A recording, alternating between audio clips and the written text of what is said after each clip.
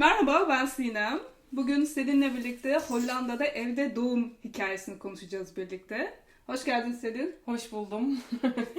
Heyecanlı bir konu, heyecanlıyım bunu Evet. konuşmak için. Biz ilk defa izleyecek olanlar için kendimizi bir tanıtalım istersen. Tamam, tabii ki. Ben yaklaşık 8 sene önce Amsterdam'a taşındım İstanbul'dan.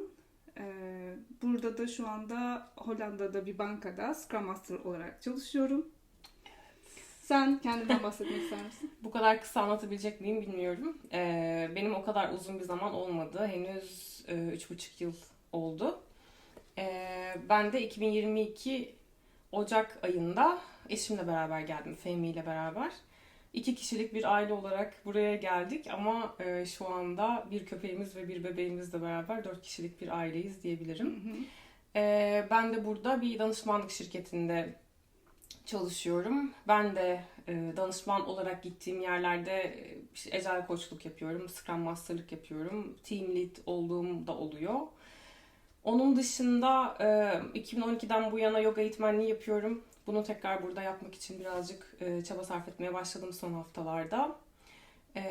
Ve bir küçük girişimim daha var. İşte senin de bildiğin gibi doğal taşlardan veya kaliteli camlardan yapılmış aksesuarları çeşitli el yapımı pazarlarda satmaya başladım. Bu arada biz Selin'le Hollanda'da Sober Olmak podcast'ini de çekmiştik ama o görüntülü değildi. Evet. Ama yine de YouTube'da var. Oradan izleyebilirsiniz. Herkesin çok merak ettiği bir konu ve istatistiklere bakarsak çok da az bir yüzdesi olan bir konu.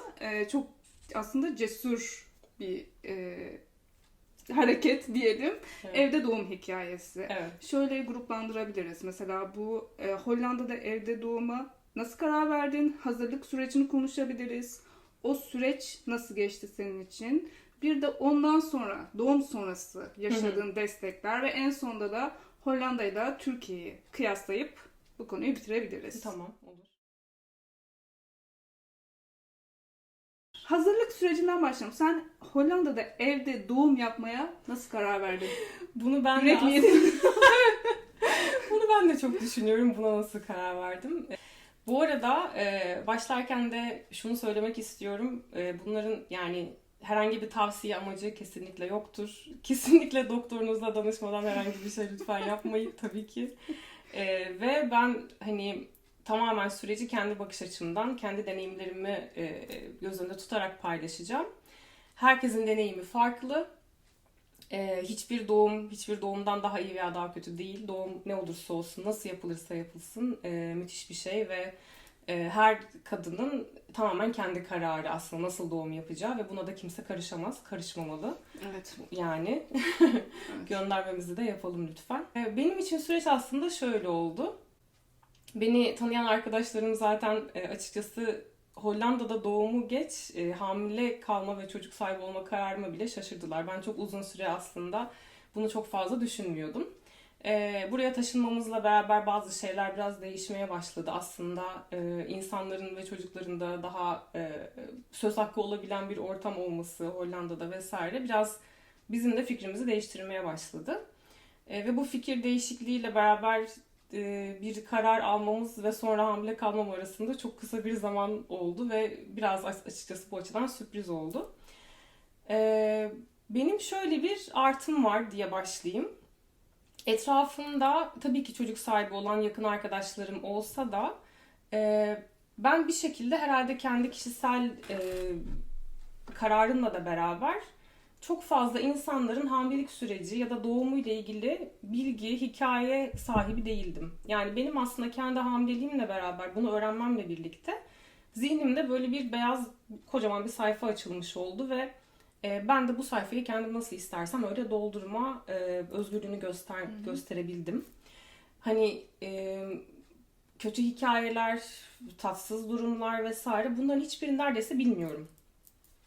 O yüzden de genelde biraz daha ben ne yapabilirim, ben bu süreci nasıl geçirmek istiyorum ve buna ben nasıl bakıyorum bunları daha çok düşünmeye başladım. Zaten az önce bahsettiğim gibi işte yoga pratiği çok uzun zamandır hayatımda var. Fakat hamile olduğumu öğrenir öğrenmez kendime bir minik destek mekanizması kurmaya karar verdim. Tam da o dönemde Amsterdam'dan Purmerend'e taşınmıştık. Purmerend bu arada Amsterdam'ın kuzeyinde küçük bir şehir. Purmerend'de acaba benim hamilelik pilatesi yapabileceğim, işte birebir ders alabileceğim birileri var mı? Biraz bunlara bakmaya başladım. Bunu da neden anlatıyorum? Bu benim en çok destek aldığım yerlerden biri açıkçası. Hamilelik sürecinde ve doğumda da bu pratiklerin, bu fiziksel pratiklerin özellikle çok faydasını gördüm. O yüzden daha ben 5. 6. haftadan itibaren zaten pilates dersleri almaya başladım. Birkaç hafta sonra da yoga dersleri almaya başladım. Bunların hepsini özel ders olarak aldım kendime. Öyle bir yatırım ve hani bir iyilik yaptım diyeyim. O sırada da aklımda henüz evde doğum falan yoktu. Burada süreç şöyle işliyor. Hamile olduğunuzu öğrendiğiniz zaman evinizin etrafında, yaşadığınız bölgede mümkünse size en yakın olan ebelik merkezlerinden birine gidiyorsunuz. Hastaneye gitmiyorsun. Hastaneye gitmiyorsun. Evet. Tabii ki hani eğer farklı bir yöntemle hamile kaldıysan süreç zaten hastanede başladığı için orada devam ediyor. Veya senin önceden bir kritik durumun varsa tabii ki hastaneye direkt gidebilirsin. Ama ilk adım ebelik merkezine gitmek. Ebelik merkezlerinde de adı üstünde uzman ebeler orada bütün bu süreci desteklemek için varlar. Ve ilk görüşme 8. haftada oluyor. 8. haftada çünkü işte bebeğin kalp atışlarını falan duyabiliyorsun. Biz 4. hafta gibi öğrenmiştik ve işte 8. haftaya randevumuz alındı. Sonrasında da bütün süreç ebelik merkezinde ilerliyor. Ebelik merkezlerinde de birkaç farklı ebe oluyor. Mümkünse seni her gidişinde farklı bir ebeyle görüştürüyorlar. Çünkü orada ki bütün ebelerle tanışman lazım. Seni biliyor olmaları lazım. Doğumun başladığı sırada sana hangi ebenin geleceğini bilmiyorsun. Öyle bir ayarlama imkanın yok. O yüzden de önden bilmen lazım. Ama o sırada sen karar vermiştin değil mi? Yok. Evde doğuma. Daha vermemiştim. Hani evde doğuma karar vermesen bile bütün ebelerle tanışıyorsun. Çünkü hastanede doğursan da o mu geliyor? O da şöyle oluyor. Şimdi bütün hamilelik sürecini geçirdin. Artık böyle sonlara doğru yani hani herhalde böyle son 2 ay falan biraz böyle ebelik merkezine gittiğinde sana şeyi soruyorlar. Nasıl bir doğum düşünüyorsun? Bu arada şunu söyleyeyim. Hatta bu not da aldım. Hazırlıklı geldim. Az önce seninle de konuştuğumuz gibi. Hollanda gördüğüm kadarıyla yani son istatistikler doğruysa Avrupa'da en yüksek evde doğum oranı olan ülke. Fakat buna seni zorlamıyorlar. Yani aslında insanlar bazen bunu yanlış anlayabiliyor. İlla evde yap, illa vajinal doğum yap, kesinlikle sezaryen istemiyoruz gibi bir algı yok. Fakat burada her şey çok doğalında ilerlediği için o da bir seçenek olarak sana anlatılıyor. Bu anlatılınca bende böyle bir minik açıkçası ışık yandı. Yani evde doğum gerçekten mümkün mü? Yani böyle bir şey yapabilir miyim gibi. Sonra süreci öğrendik. Süreçte şöyle oluyor Sinem. Doğum başladığı zaman sen ebelik merkezinin bir acil telefonu var. Orayı arıyorsun. Orada o anda nöbette olan ebe kimse eve geliyor. Seni kontrol ediyor.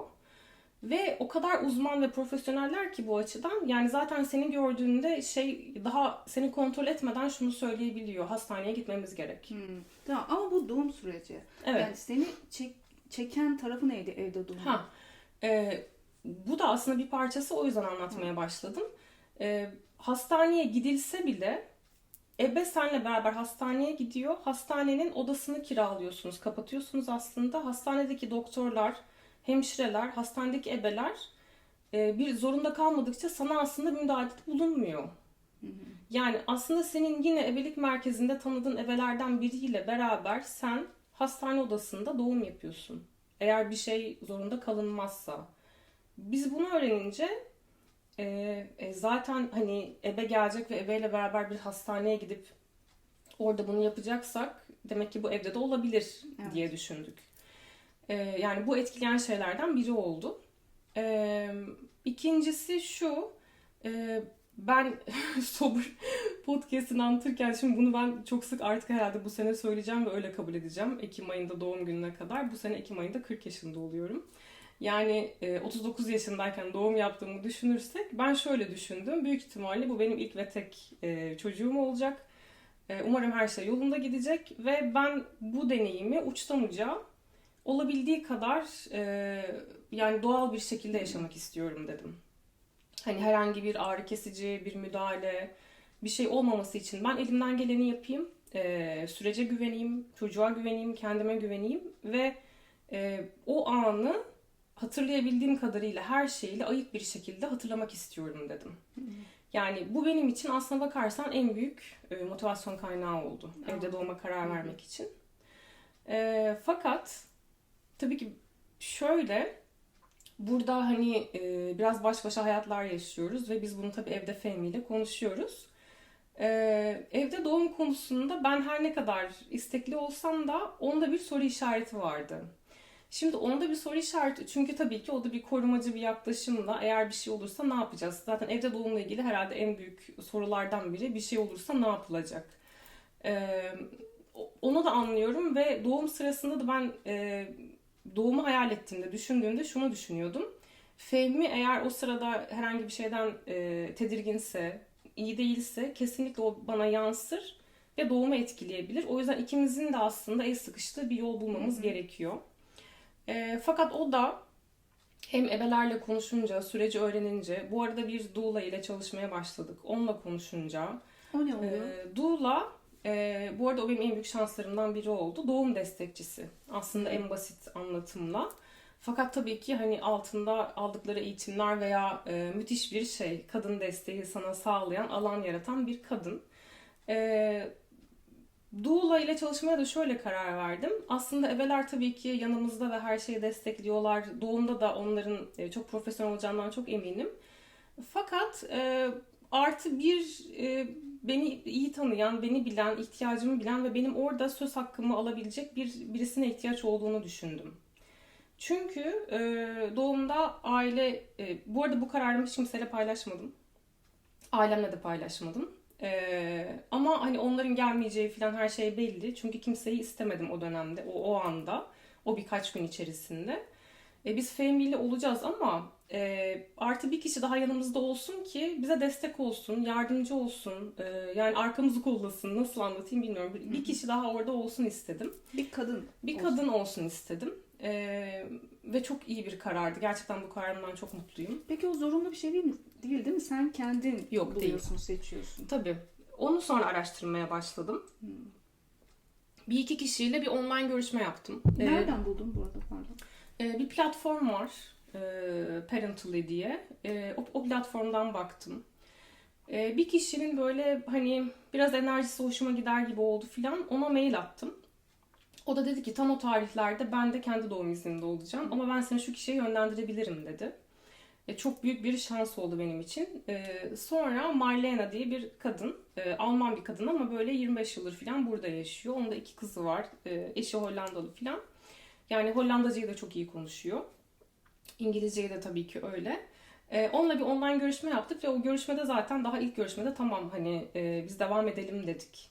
Bunu da bu arada 4. ay civarı falan yaptım. Hala daha evde doğum tam net değil ama bir destek alma ihtiyacı hissediyorum vesaire. Ve doğuma kadar biz doula ile toplam 4 görüşme yaptık. 4'ünde de evimize geldi. Hani evimizin ortamını, her şeyi görmek için. Fehmi ile ayrı görüşmeleri oldu. Benle oldu. İkimize mesela bir gün 3 saatlik bir eğitim verdi. Hani her şeye çok aslında hakim oldu. Çünkü doğum anında o benim yanımda olacağı için benim ona o anda atıyorum hani mutfakta ne nerede veya banyo nerede onları bile göstermemem gerekiyor aslında. O yüzden eve gelip bu ziyaretleri yaptı. Aslına bakarsan o da bir çeşit danışmanlık diyebilirim. O da şöyle işliyor. Doğum başladığı zaman ebelik merkezine haber verirken doulana da haber veriyorsun. O belki işte seni telefonla yönlendiriyor veya bir şey yapıyor. Fakat saat kaç olursa olsun, nerede olursa olsun o senin yanına geliyor. Ve senin yanında oluyor. Neye ihtiyacın varsa onu yapıyor. Hastanede doğum yapsan da oraya Tabii, değil mi? tabii. O da benim için bir rahatlatan bir şey oldu. Çünkü gerçekten hani çok böyle Fehmi ile bütün süreci beraber geçirdik. Eğitimlere beraber gittik vesaire. Her şey o da çok konuya gerçekten çok hakim oldu. Fakat öyle bir anda ben şeyin farkındaydım. Yani onun desteğine benim çok ihtiyacım olacak. O sırada gereken belki ebeyle iletişim, belki bilmem ne o konuları da doula halleder. Yani o Fehmi benim yanımda olsun mesela. Onu da sağlamasını istedim. O yüzden hani evde doğum değil veya ama bir şekilde bir destek ihtiyacı olan herkese ben açıkçası bir doula ile çalışmasını tavsiye ediyorum. Peki ne zaman karar verdin? Tamam ya ben evde doğum yapacağım diye. Son böyle 7. ayım falandı Sinem. Onda da böyle artık yani bu arada şu bir etkili oldu. Doğumla ilgili, hamilelikle ilgili ve doğumla ilgili bir eğitime gittik biz Fehmi ile beraber. Ne yazık ki Türkiye'de bu tür eğitimleri yani az alıyoruz demeyeceğim, hiç almıyoruz bence. Alan varsa hani çok şanslıdır. Bu konuda çok bilgisiziz. O eğitim bize çok iyi geldi ve eğitimde 8 çifttik. Gerçekten herkes expattı. Herhalde Hollandalılar bu eğitimleri çok iyi alıyor diye düşünmeden edemedim. Eğitimi veren kişi de 30 yıllık bir ebe, emekli olmuş filan. Ne eğitimiydik? Yani hamileliğin artık sonlarında neler oluyor, neler yapmak lazım, doğuma hazırlık olarak nasıl doğum istersen iste. İşte vücudunda çeşitli ağrılar olduğunda kasları rahatlatmak için nasıl masajlar yapmak lazım, nasıl hareketler yapmak lazım. Ve yani doğum nedir? Yani bizim filmlerde gördüğümüz gibi bir anda işte suyum geldi ve hadi koştur koştur falan öyle bir şey yok. O kesinlikle Yanlış bilgi. yanlış bilgi. Doğumun ne olduğunu baştan sona aslında anlatıyor Ve sana. erkeklere de anlatıyor. O yüzden biraz onu görünce de yani ben şunu fark ettim. Bu gerçekten o kadar kendi akışında olabilecek bir şey ki. Yani ben neden bunu böyle yaşamayayım diye düşünmeye başladım. Ve o eğitim beni bu kararıma gittikçe, hatta ben o eğitimde nasıl bir doğum hayal ediyorsunuz, düşünüyorsunuz dediğinde sınıfta tek evde doğum düşünüyorum diyen kişiydim. O benim için çok net oldu artık o andan sonra. Sonra buradaki farklı şeylerden biri şu, bir doğum listesi hazırlıyorsun. Doğum sırasında ben etrafımdaki kişilerden ne bekliyorum? Doğum planı hazırlıyorsun. Burada hani must değil ama böyle bir beklenti var. Ebeler falan... Hediye değil mi bu?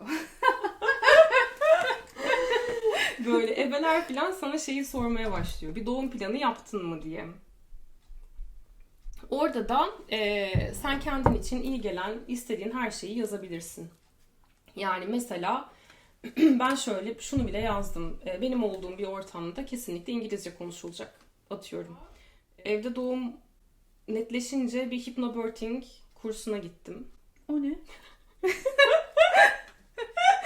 Bu gerçekten hypnobirthing'de Türkiye'de de bu eğitimi vermeye başlamışlar bu arada. Buna seviniyorum. Yani dedim hani doğum negatif bir şey değil ya. Şimdi şöyle bir parantez açayım.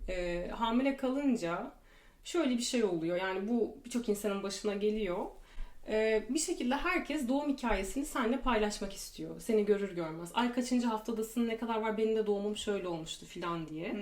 Fakat herkesin de her zaman pozitif bir hikayesi olmayabiliyor. Bence her doğum pozitiftir. Sonuçta güzel bir şey çıkıyor ortaya ne olursa olsun. Fakat oraya giden yolda bazı tatsızlıklar yaşayan birçok kadın oluyor. Bunu niye paylaşıyorlar sence? Sen önlem al diye mi? Kadın dayanışması mı? Yoksa... Bence önlem almak olabilir tabii ki. Bak benim başıma bu geldi, haberin olsun filan gibi. Ama sen sormadın değil mi? Senin başına geldi. Evet. Ben de bu sınırı belirlemek için şöyle demeye başladım. Bunu bana anlatmaya başlayan kadınlara. Yani ne kadar güzel çocuğunu kucağına almışsın. Eminim çok extraordinary, farklı bir hikayem var. Fakat ben şu an yani bu süreçteyim ve çok hassas bir süreçteyim. Ben doğum yaptıktan sonra bana bunu anlatırsan daha çok sevinirim deyip durdurmaya başladım. Evet, iyi yaptın. Çünkü o biraz böyle zihnimde hani negatiflikte olsun, yani neler olabilir çok da oraları çok düşünmek istemedim. Hypnobirthing'de şöyle işte acı, işte çığlıklar bilmem ne, hani o böyle negatif şeyler yerine bunları pozitif şeylerle nasıl değiştirebiliriz? Eğitimi gibi bir eğitim aslında. Yani mesela işte atıyorum pain, acı, böyle büyük bir kelime yerine ne kullanmak istersin? Ne kullanmayı düşünürsün? Hani ben de bu arada gerçekten kelimelerin gücüne çok inanırım. Benim de çok hoşuma gitti o yüzden o eğitim. Ona da tabii ki Fehmi ile beraber gittik. O da eşli gidilen bir eğitim. Ki orada da benzer dilde konuşmak aslında. Mesela ben sensation kelimesini daha çok sevdim. Yani büyük bir aslında bir his, bir yoğunluk belki filan yani. Ya da mesela sancı kelimesi bazı insanlara negatif geldiğini söyleyenler oldu. Sancı yerine ne kullanılabilir Evet, gibi. regl sancısı mesela. Evet. Hani tabii yine ben yani uzman olmadığım için çok basit anlatıyorum ama yine böyle biraz aslında zihinsel bir şey hazırlık. Yani ben evde doğum kararını aldıktan sonra yoga ve pilatesle tabii ki fiziksel ve biraz da zihinsel, duygusal kendimi destekledim. Fakat bu tür şeylerle de kendime gerçekten zihinsel olarak çok büyük çalıştım diyebilirim. Peki bu kelimeleri ne zaman kullanmak için bu eğitimi aldın? Yani Doğum sırasında. Doğum sırasında. Tabii. Hani sancım var demek yerine başka bir kelime kullanmak için. Şöyle aslında zaten sancım var De- diyemiyorsun Zaten bile açık. yani. Ama mesela etrafında birisi gelip çok mu acıyor? Yani hani ay çok mu fenasın falan. Küfür. Tabii ki ediyorsun zaten yani o zaten çıkıyor. Ama en azından mesela bu az önce anlattığım doğum planına onları yazabiliyorsun. Yani benim etrafımda ya da benim olduğum ortamda lütfen bu kelimeler yerine bunları kullanın diye. Ne kadar ince şeyler. Evet. Çok güzel. Yani şöyle hazırlık kısmı tabii ki çok uzun de derin ama zaten o kadar büyük bir olay ki hani ona da o hazırlığı yapmak istedim açıkçası. Peki gerçekten doğum sürecinde o yaptığınız hazırlıklar kullanıldı mı? Tamam, bu konuya geleceğiz. Doğum sırasında şeyi de söyleyeyim. Kullanma hazırlık yapıp yani kendime hazırladığım bir sürü şeyi işte kullandım gerçekten. Ne bileyim işte esansiyel yağlar aldım, sevdiğim kokular, playlistim hazırdı. Bu arada mesela o playlisti son zaten 1-1,5 ay her akşam duş alırken duşta dinliyordum. Ne vardı o playlistte? Ya böyle biraz yogik müzikler, biraz böyle meditasyyon. hoşuma giden şey, uzun şarkılar olan filan, mantra gibi şeyler de vardı filan. Hani onu da böyle onları dinlerken genelde doğumu hayal ediyordum. Bu arada doğumu hayal etmek de çok ilginç bir şey çünkü daha önce hiç yaşamadığım bir şeyi hayal ediyorum. Ama hani bir şekilde bir bağ kurmuştum onlarla. Mesela o gün de beni gerçekten onları açmak rahatlattı filan. Burada bu arada gene Hollanda'nın bir güzelliği hani her şeyi kiralayabiliyor olmamız gibi. Evde suda doğum yapmak için geniş şişme küvet diyeyim yani hani küçük havuzlar var. Onlardan kiralanabiliyor ve biz de o havuzdan kiraladık. Yani senin asıl amacın suda doğum yapmak. Evet çünkü su bana çok iyi geldiği için yani suyun içinde doğumu yapmasam bile su beni rahatlatır hani filan öyle bir fikrim vardı. Hatta onu da önceden denedik. Şişirmek ne kadar sürüyor, dolması ne kadar zaman alıyor filan. Ama onu kullanmadık. Çünkü her şey tahminimden birazcık daha hızlı. Beklenmedik. Peki o zaman bu doğum sürecine başlayalım mı? Yani o doğum başladığında ne yaptın doğum anında? Ya çok ilginç bir deneyimdi ve çok hani ilginç bir gündü aslında. Şöyle ondan bir gün önce bu yine bizim sattığımız el ürünlerine benzeyen bir pazar kurulmuştu Amsterdam'da. Benim karnım kocaman. Yani inanılmaz büyük. Artık böyle sığamıyorum hiçbir yere.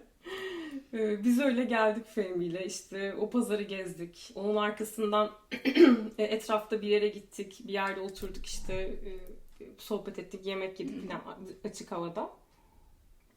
Ama yani beni görenler gülümsüyor artık yani. Çünkü böyle hani oturuyorum mesela bir yerde şuradan bir şey çıkmış böyle. Sonra hatta bir yerde oturduk. Yan tarafımızda böyle basinette bebek taşıyan da 6 haftalıkmış bir çift vardı filan. Ne zamandı doğum? Ne güzel bilmem ne. İşte iyi şanslar falan dediler. Gittiler. Benim hala kafamda çok fazla bir şey yoktu yani. Peki tahmin ediyor muydun o tarihi? Hayır. Şöyle aslında bir due date hesaplaması yapılıyor tabii ki. İşte 40. haftaya falan denk gelen bir tarih hesaplanıyor. Benimki de 1 Ekim'di. Ama artı eksi 2 hafta içerisinde gelebilir deniyor. 38. haftayla 42 hafta içerisinde. Sen o tarihte geleceğini düşünmedin. Düşünmedim yani, çünkü hani insanlar biraz böyle farklı şeyler anlatmışlardı. Tarih yaklaşınca önden daha farklı etkiler olduğu veya işte ne bileyim karnının biraz daha bebeğin aşağı doğru indiği falan gibi şeyler. Ya ben fark etmedim Yine ya da çok anlattılar olmadı. sana yani. Yani bu ama şey hani genel bilgi. Sonra ama pazar sabahı bir şeyle, yani hafif hafif o normalden daha farklı hissettiğim bir sancı diyeceğim, hissetmeye başladım. Yine de işte ne kadar anlatmayın ya da hani dinlemek istemiyorum, sonra konuşuruz falan desem de en büyük mitlerden biri de işte genelde ilk doğumun çok uzun sürdüğü. Hani işte ne bileyim 24 saatler, 40 saatleri duydum filan. O yüzden pazar sabah başlayan o hislere de ben çok fazla takılmadım. Yani geçecek mi acaba? Bir de bu arada tabii ki bir checklist var. Ebeyi arama checklisti. İşte sancıların yoğunluğu, aralığı, kaç saniye olmaya başladı artık, ne kadar sürüyor filan gibi de bir şey var. O da bizim böyle buzdolabının üzerinde asılı. O yüzden daha orada hiç değilim yani. Sonra pazar günü sabah neyse kahvaltı falan ettik ama ben böyle bir şey hissediyorum. Yani oturamıyorum, işte hareket etmek istiyorum filan. Hatta o gün işte çıktım, alışverişe gittim. Canım böyle bir işte ne bileyim sandviç falan bir şeyler istedim. Malzeme aldım, eve geldim, onları hazırladım, yemek yaptık. Luna'yı yürüyüşe çıkardık. Günü. Evet. Evet. Açık havada işte şey, çok da güzel bir havaydı. Bisiklete sürdün mü? Bisiklet sürmeyi bir hafta önce falan. Herhalde en son bir hafta önceydi. İşte böyle off-leash bir parka götürdük onu, bilmem ne. Ama böyle ben şeyim, bir şeyler oluyor. Sanırım geliyor gelmekte olan ama da emin de değilim falan gibiyim yani. O gün artık böyle akşamüstü oldu. Pazar günü. Benim hakikaten o hisler daha da yoğunlaşmaya başladı. Fark ediyorum. Ee, Şimdi çok hani detay bir bilgi vereceğim. Normalde işte böyle açılmaya başladığında kanal, yani doğum başladığında diyeyim, işte böyle 4-5 santim falan açılma olduğunda sen onu tabii ki kendin fark edemiyorsun veya bilmiyorsun. Tabii ki fark edebilenler de var yani. O hani iyice böyle evde doğumu sıfır destekle, ne ebeyle, hiç kimse olmadan yapan falan da var. Onlar artık kendisi de onu ölçebiliyor veya görebiliyor. Biz o kadar değil yani biz. En azından bir ebe lazım filan modundaydık. Neyse, genelde o sıralarda kadınlar yani acı çok yükseliyor. Ebe o sırada aranıyor. Çünkü hani bir gelip bakar mısın deniyor. Bu da bu arada ebelerin bize anlattığı genel akış. Ebeler de geliyor, sana bakıyor. Diyor ki hani daha var, hani daha süre var. O yüzden ben şimdi gideceğim. İşte atıyorum 2 saat sonra tekrar bir geleceğim diyor mesela. Ebe gidiyor. Çünkü belki o 2 saat de sürmeyebilir. 10 saat daha sen 4 Ama santim her iki açıkta saatte bir durabilirsin. gelip kontrol ediyor gibi bir sistem. Yok öyle ya, yani yapabilir de yapmayabilir de. O aslında ebenin o anki şeyine, senin haline de bağlı. Sen de zaten öyle bir kez olmadı galiba. Evet, biz öyle olur zannettik. Sonra biraz böyle zaman geçti ve benim artık hani ağrılar, bu gelen sancılar yükselmeye başladı. Bu sırada aramış mıydınız ebeyi? Bu sırada aramadık. Yani biz bence Nasıl bir rahatlık. bu arada ben mesela doulayı da arıyorum ya da sesli mesaj atıyorum. Artık böyle mesela bir yerde doulaya ben şey dedim.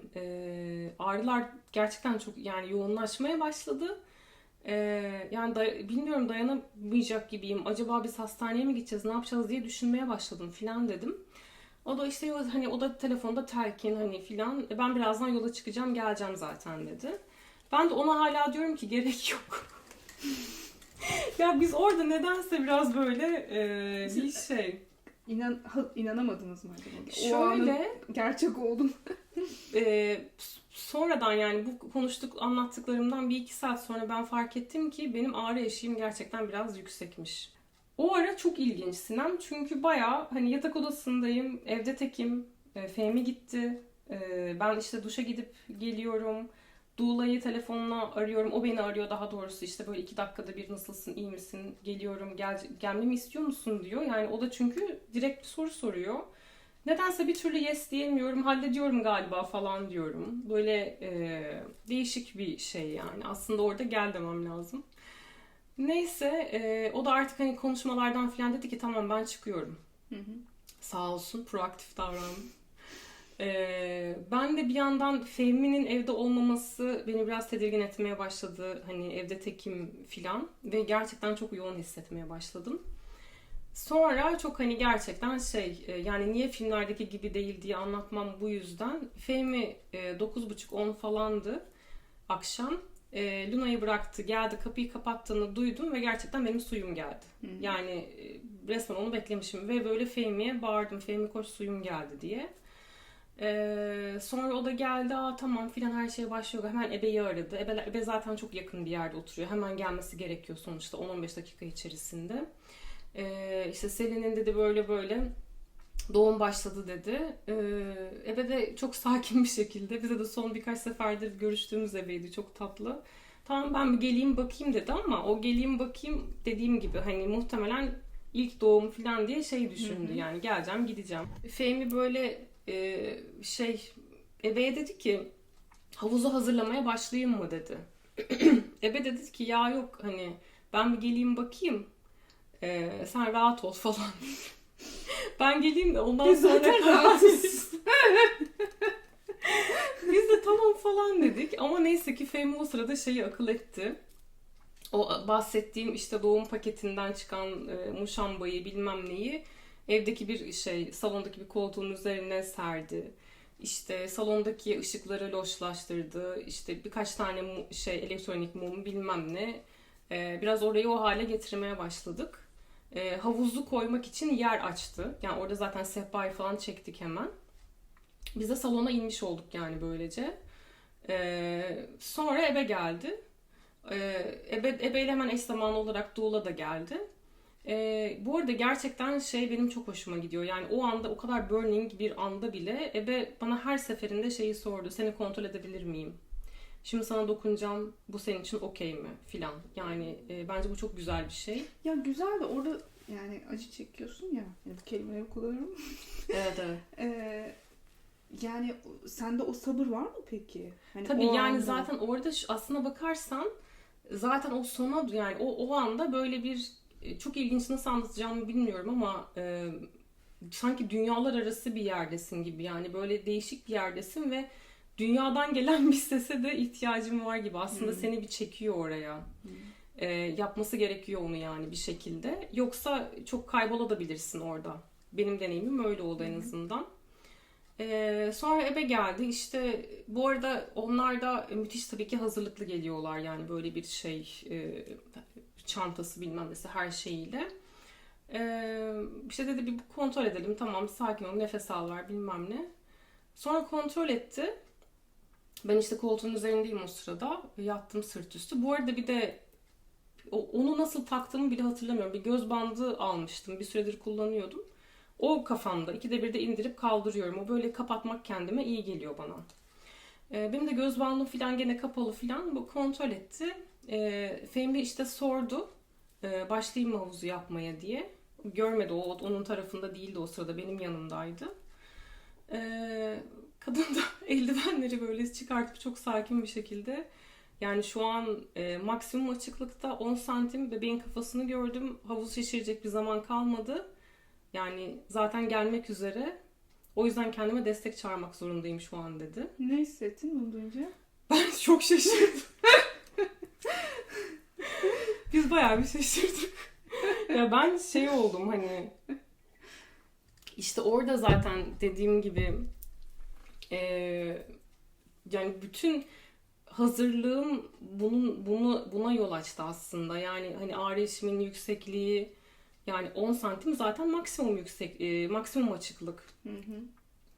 Yani bayağı çocuk çıkmak üzere falan yani çağırmasak kendi kendimize doğuracaktık gerçekten. Yani kendi kendime doğuracaktım peki, yani. Peki o kısa mı sürdü destek çağırması? Destek kimi çağırıyor bu arada? İşte saat geç olduğu için, artık akşam saati olduğu için gene ebelik merkezinde çalışan uzmanlardan birini çağırdı.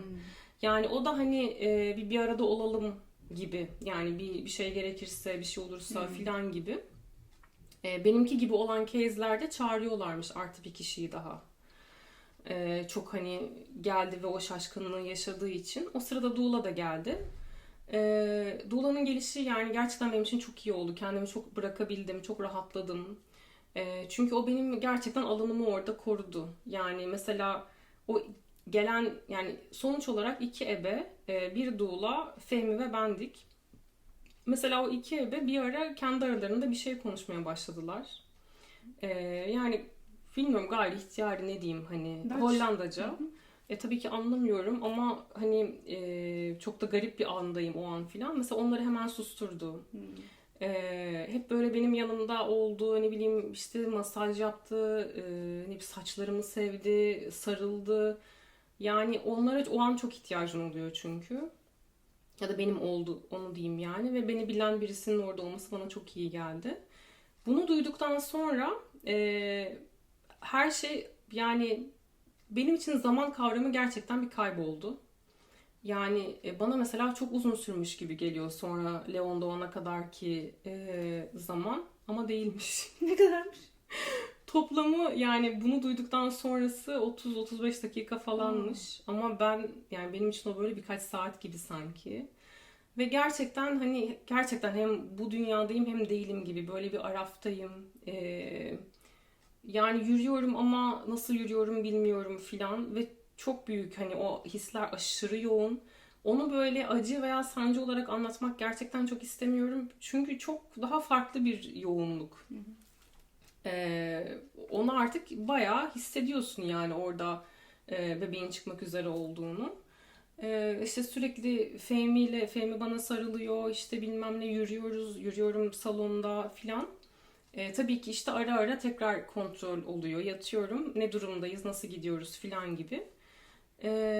Orada da işte ebe çok aslında soğukkanlı kalarak çok güzel yönlendirmeler yapmaya başladı. Çünkü yani enerjini biraz buraya doğru artık yönlendirmen gerek, kendini yorma, bebeğin çıkışına odaklan, bebeğin çıkışına odaklan filan diyor. Ve artık geri dönüşü yok. Ama mesela bana en son anda şöyle bir şey oldu. Hatta onun böyle bir şey fotoğrafı da var. Böyle yan bir şekilde yatıyorum. Fehmi elimi tutuyor. Gözlerim kapalı filan. İşte doula da arkamda, sırtımdan bana hani şey yapıyor, destek oluyor. Ebe dedi ki hani, yani bir kere şöyle güçlü bir şekilde ittirsem gelecek dedi, yani hani görüyorum şu an dedi. Ben dedim ki yani yapamıyorum galiba.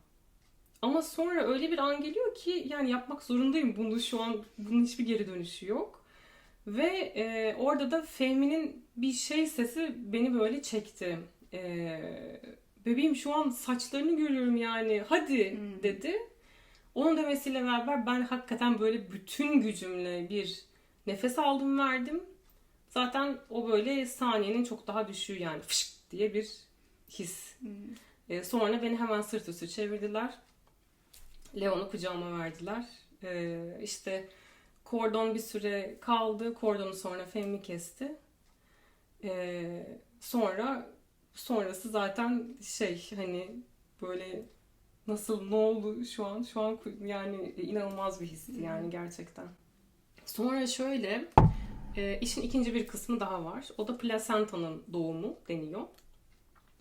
Sonuçta bebek çok uzun bir zamandır o plasentanın içinde ve plasenta da hala senin içinde. Sadece bebek ondan çıkmış oluyor. Bir süre hani bebek benim kucağımda kaldı filan, o işte bir geçirdik o zamanı. Sonra dediler ki artık plasentanın da çıkışı lazım. O da aslına bakarsan böyle ikinci bir doğum gibi bir şey. Ama tabii ki çok daha az acılı ve çok daha az kısa süren bir şey yani. Sonra işte bebeği ebelerden biri benden aldı. Onlar işte Fehmi ile beraber bebeğin temizlenmesi, işte ilk kıyafetinin giydirilmesi, tartısı falan, onlarla ilgilenmeye başladı. Yine tabii salondayız hepimiz. Plasentanın doğumu için bir ebe benle işte hani tekrar ilgilendi. Hadi yine bir tur daha böyle bir ittirme diyeceğim ama hani gerçekten doğumla kıyaslanamaz yani çok daha kısa sürdü. Onun arkasından dikişler atıldı. Yani ben hala böyle çok ilginçti bu arada. Yani sırt üstü kanepede yatmaya devam ediyorum. Bir ebe dikiş atıyor, bir şeyler yapıyor. Ben orada yanımda doulayla konuşuyorum falan. Ya ebe de artık şaşırdı. Yani hani normalde doğum sırasında doğuma dayanabilip dikişe dayanamayan kadınlar tanıyorum. Nasıl şu an hiçbir şey hissediyor musun? Ya hissediyorum da yani falan dedim böyle. Yani gerçekten bilmiyorum. Yani Türk kadını olduğumuz için mi? Acı eşiğimiz yüksek diyeceğim de. Sonrasında da şöyle oldu. Bence sonrası zaten benim için çok hakikaten güzeldi. Bu dediklerim hepsi işte 1,5-2 gibi oldu. Yapılacak işlemler, o dikiş atılırken gene başka bir yani diğer ebe bana dedi, yani bir şey yiyip içmek ister misin dedi. Ben de evet dedim, hani şöyle güzel bir tost ve böyle güzel bir çay istiyorum filan, işte bir içecek almıştım, protein içeceği gibi, ondan istiyorum falan dedim. Onları hazırladı bizim mutfakta. Hı hı. Böyle getirdi bana. Ben böyle çayımı içtim, tostumu yedim. İşte bebek Fehmi'nin kucağında falan. Böyle etrafa bakıyorum, biz az önce burada ne yaşadık diye. Sonra işte tabii orasının bir temizlenmesi, toparlanması süreci vardı. Onu da mı onlar yapıyor? Onu da onlar yapıyor. Yani her şeyi tertemiz paketleyip çöp poşetlerine koyup kendileri de öyle gidiyorlar. Onu yapmaları gerekiyor. O sırada işte doula Marlena bana dedi. Gel dedi, ben seni bir yıkayayım, temizleyeyim, atlayayım, paklayayım dedi. Seni de yıkadı. Beni de yıkadı. Gerçekten böyle, hani çünkü tamam yani bu hani benim için de bir sonuçta bir doğuş. Yani çok ilginç Evet. bir şey ve o kadar yorgun hissettim ki, o bütün çok enerji harcadığım bir süreçte tabii ki. Orada birisinin beni yıkaması, böyle saçımı şampuanlaması falan muazzam iyi bir histi. Gerçekten de böyle bayağı saçımı falan kuruttu. Pijama giydirdi bana, yardım etti. Çünkü tabii eğilip kalkmak o an biraz zordu. Beni yatağa yatırdı. Ya, inanılmaz böyle organize çalıştı herkes, yani öyle diyeyim. Sonra onlar bebekle ilgilenirken Fehmi duşa girdi çıktı filan. Biz ikimiz yatağa yattık. Yanımızda küçük bir yatak vardı Leon için. En sonunda onu getirip oraya koydular. İşte sabah 8'de Kramzorg gelecek. O zamana kadar siz de dinlenin ve hani tek yapmanız gereken bebeğin yani nefes alıp verdiğinden emin olmak. Merak etmeyin, yani sakin bir şekilde yatabilirsiniz. Bir şey yok. Kramzorg ne oluyor? Kramzorg da yine Hollanda'mızın güzelliklerinden biri. Açıkçası dünyada bir tek burada olan bir hizmet. Doğum sonrası olan bir hizmet. Evet, doğum sonrası, doğum olan günün ertesi gününden itibaren 8 gün boyunca bir senle ilgilenmek, evle ilgilenmek, bebekle nasıl ilgileneceğini sana göstermek üzere bir görevli evine geliyor. Yani sanırım hemşirelik üstü bir eğitim alıyorlar ya da açıkçası gerçekten ondan emin değilim. Sabah gelip öğleden sonra gibi gidiyor. Çünkü o süreçte böyle tabii ki yapılacak çok fazla şey de var. İşte bebekle ilgili kontroller, ayarlanması gereken görüşmeler, Bir de bilmiyorsun. yemek. Bebeği nasıl tutmayı bile bilmiyorsun, Tabii. değil mi? Onu gösteriyor. Her şeyi gösteriyor. Yani alt değiştirmek, yıkamak, evini temizliyor. Yemek yapıyor mu? Yemek Ne yani yemek şöyle yaptı? aslında o da bizim için şöyle ilginç bir şey oldu. İlk gün bir kadın geldi ve dedi ki, yani hani çok ani olduğu için değişik bir planlama oldu. Ben geldim ama ben bundan sonraki günlerde gelmeyeceğim. Yarından itibaren başka bir arkadaşım gelecek dedi. İkinci gün başka birisi geldi. İngilizce konuşamıyor. Ve çok zor bir gün geçirdik. Sürekli Google Translate ile zaten çok garip bir haldeyiz. Yani bir anda üçüncü bir kişi gelmiş evimize, bilmiyoruz ne yapacağımızı. Ben dedim hani bu böyle olmayacak. İşte bu arada Kramzorg'lar da bağımsız çalışanlar da var. Yani kendi şirketini kurmuş gibi düşün.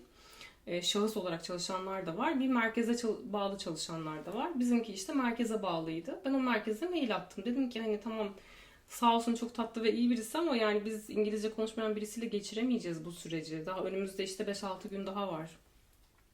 Onlar da hemen ertesi gün bize yeni birisini gönderdiler. ve efsane iyi birisi geldi.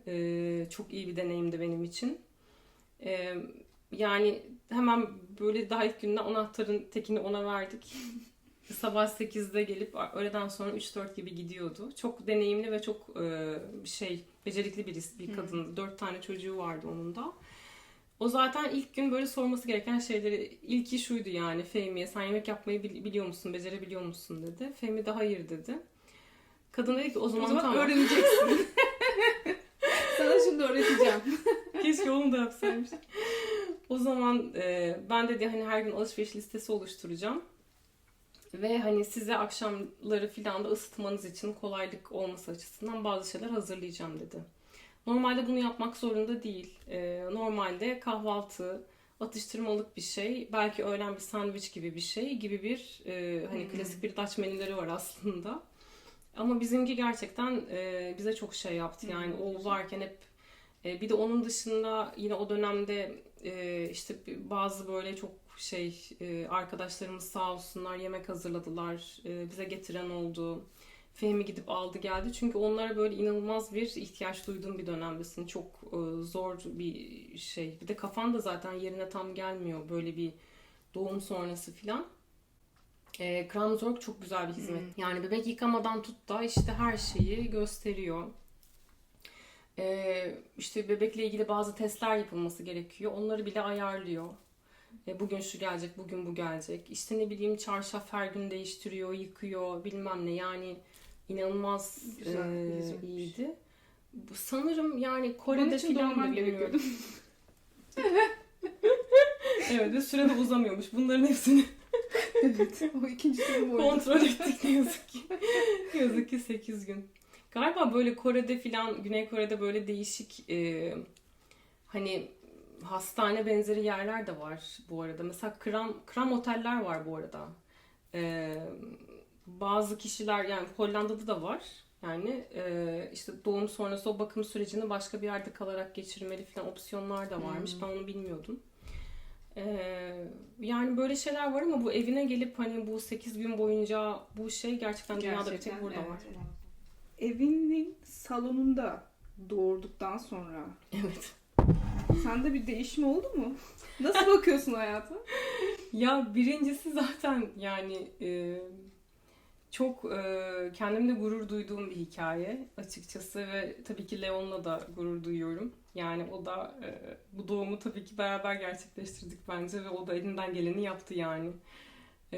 Olabildiği kadar da tatava yapmadan çıkmak için. Ya o koltukta yani o kadar işte muşamba bilmem ne öyle şeylere rağmen bir leke kaldı. Kan lekesi. Onu böyle gördüğüm zamanlarda gerçekten bir şey oluyorum. Vay be diyorum. Yine şeyi tabii ki söyleyeyim. Doğumu nasıl yaparsam yapayım bunu hissedebilirdim. Ama bu benim kafamdaki şeydi. Ve onu gerçekleştirdiğim için de çok mutluyum. Yani çok da şanslıyım. Hani buna çok şükrediyorum açıkçası. Hazırlığımı çok iyi yaptım. Çok hani disiplinli bir şekilde de yaklaştım buna. Yine kafama bir şey koydum ve iddialı bir şey olduğunu bilerek. Ama o süreçte de o muhtemelen hormonal değişim ve zihinsel içinde olduğum durumla da sanki aşırı iddialı da değilmiş gibi geliyordu. Çünkü dediğim gibi yani bu doğal akışı buysa bunun demek ki ben bunu yapabilirim. Yani hani ne bileyim tamam işte günümüzde çok fazla ağrı kesici yöntemler var.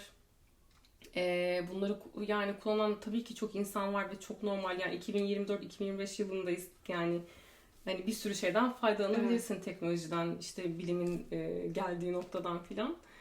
Ama hani bunlarsız olabiliyor öğrendikten sonra ben de bunu bunlarsız yapabilirim diye düşünüp gerçekleştirdiğim için çok mutluyum. Bayağı hani mesela benim öyle bir şeyim yok ama bu vardır ya işte aile evi ya da böyle doğduğum yetiştiğim ev falan gibi. Yani gerçekten hani doğduğu yetiştiği mahalle değil, bayağı evde doğdu. Yani mesela bu da bence çok ilginç bir hikaye olacak onun içinde. İşte Fehmi'nin tabii ki yani desteği ve varlığı o muazzamdı yani orada öyle bir an ve ortam ki gerçekten en ufak bir kişinin biraz tedirgin veya endişeli olması, görmesen bile algıların çok açık olduğu için bir ses tonundan veya başka bir şeyden inanılmaz etkilenebilirsin. Hı hı. Bir de senin karakterin hani sakin, rahat ve olayları daha mantıklı bir şekilde çözmeye odaklanan bir yapım var. Mesela belki de her karakter için bu uygun olmayabilir. Tabii Mesela ki. panik atağın varsa, ne bileyim Tabii. anksiyeten varsa ya da yanında sana o desteği verebilecek bir erkek yoksa Tabii. daha zor bir süreç olabilir. Belki o zaman hani hastane daha iyi bir çözüm olabilir. Ya o Tabii. kişinin biraz karakterine Tabii bağlı, tabii. değil mi? Tabii. Yani hiçbiri olmadan da hastanede doğum yapacağım. En baştan bunu hani netleştiren bir sürü kadın da var. Evet. Ya da yani dediğim gibi yani herkesin kendi seçimi. Evet, evet. Peki bir daha olsa E, yapar mısın? O çok ilginç. Onu bazen böyle hani düşünüyorum. Bir şeyi bunu yapabildiğimi görmek muazzam bir şey benim için. Fakat nasıl bir şey olduğunu da gördükten sonra ama yani düşünmüyorum ikinci çocuk ama hani düşünecek yani bir daha olsa yaparım. Yaparsın. Evet, evet. Peki. Peki sana son bir sorum var. Ee, Bu evde doğumla hastanede doğum arasında sence avantaj ve dezavantajları ne olabilir? Hiç şey anda düşündün mü? Ya hastanede olsaydı şu avantaj olurdu, burada o yok gibi. Hiç düşünmedim. Şu açıdan kafamı rahatlattım, onu söyleyeyim. Yaşadığımız yerdeki hastane, daha doğrusu doğum yapsam, hastanede yapsam gidecek olacağım hastane hamilelere ve onların partnerlerine tur düzenliyor. Biz de bu tura katıldık ve gidip gördük nasıl bir ortam olduğunu, nerede doğum yapacağımı, hani hastanede yapsaydım. Çok steril, çok güzel, tatlı falan bir ortam. Ee, Yani hastaneye gitmek zorunda kalmadığımızda yine de mutluyum. Çünkü e, evin o ortamında olmak yani hani biliyorsun ben kendi alanıma düşkünüm ve seviyorum yani onu. Orada olmak bana çok tamam olması gereken bir şey gibi hissettirdi. Yani e, salonda doğum yaptım. İşte 1,5 saat sonra kendi pijamalarımla kendi yatağımda yatıyordum. Bir de evin içinde o çocuk dünyaya geldi. Yani Evet. siz o evden 2 kişi çıkıp yeni bir bireyle eve girmediniz, değil mi? Evet, Öyle bir evet. farklılık da Evet. oldu. Yani o da olabilirdi. Ama yani tam hani şey bana göre bir Evet, bence de. şey Başka eklemek istediğin bir şey var mı? Veya böyle gerçekten evde doğumu deneyimlemek isteyen kişiler varsa onlara önereceğin bir şey olur mu? olur. Hatta yani şunu da açık bir şekilde hani söyleyeyim. Eğer e, böyle bir şey aklınızda varsa ve hani yani ekleyelim benim de bilgilerimi. Instagram'dan veya bir şekilde Hı hı. e-mail adresi de olabilir. Yani bana ulaşabilirsiniz. Elimden gelen yardımı yaparım. Ben çünkü evde doğum yapan kimseyle tanışmadım. Kendim dışında kimseyi bilmiyorum ve çok el yordamıyla işte araştırarak buldum. Ne bileyim mesela böyle affirmation kartları aldım. Onları yatak odasına astım filan işte. Ya da kendim de şu anda hamilelik yogası eğitmenlik eğitimini bitirmek üzereyim. Pınar Hoca ile ben çalıştım. Çok sevdiğim bir hoca. Onunla o çalışmalarımız çok güzeldi. Çok güzel bir iki tane kitap okudum filan. Hani düşünen varsa gerçekten Sana ulaşabilir. hani Sen de deneyimlerini evet, paylaşabilirsin. videonun Veya altına da yazabilirler. evet, Orada videonun da cevap altına veririm. sorularınızı yazarsanız oradan cevaplayabiliriz. Evet, evet. Instagram hesaplarımızı da bırakacağız. Oradan ekleyip etkileşime geçebiliriz. Evet, yani hani herkesin herkesin doğum hikayesi kendine. Hepsi çok güzel. Hepsi çok büyüleyici ne olursa olsun. Ama hani tek bir tavsiye verebilecek olsam nasıl bir doğum hayal edildiğinden bağımsız olarak etraftan gelebilecek negatif yorumlara veya bazı hikayelere kendimizi biraz kapatmak, biraz ignore etmek mümkünse ne bileyim sosyal medyada veya başka bir yerde karşınıza çıkarsa veya işte anneniz ya da etraftan başka birisi bilmem kimin çocuğu da bilmem ne olmuştu biliyor musun falan. Yani benim annem yapmadı tabii ki de bunu da yapan çok fazla insan olduğunu biliyorum. Böyle şeyler gelirse böyle şeyleri hani kendi sınırınızı Doğru. kendiniz Evet. belirleyin. Herhalde verebileceğim tek tavsiye olur. Teşekkürler. Çok Ben güzel teşekkür ederim. ve duygusal da bir sohbetti. Evet, benim için de Teşekkürler öyle. paylaştığın için. Ben de teşekkür ederim. Sonraki bölümler için bizi takip edin. Görüşmek üzere.